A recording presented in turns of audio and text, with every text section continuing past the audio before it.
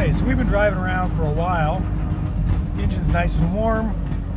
225. Still has got a good sniff of the parks.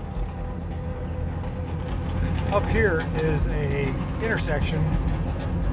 Doesn't have a super high speed limit, but you can rev it up a little bit. It's kind of fun to shift the gears, so we're gonna make sure there's no cars coming.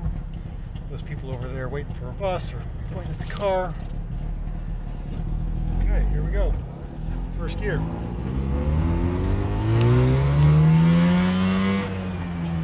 Second gear. Smoke billowing out behind us. Third gear. Temperature's climbing to 250. We're pulling 5,000 RPM. Whoa, we are hauling. That is 55 miles an hour. That's as fast as I want to go. I'm jamming on the brakes. 10-mile-an-hour corner coming up. This thing is a blast. It just rips for a little 360 cc two-stroke. And we got to come to a red light. And it's all the fun. That's super fun though. Still running good, still cool. Stella, you gotta take a back seat. It's quite the acceleration run. Okay, back down in the first.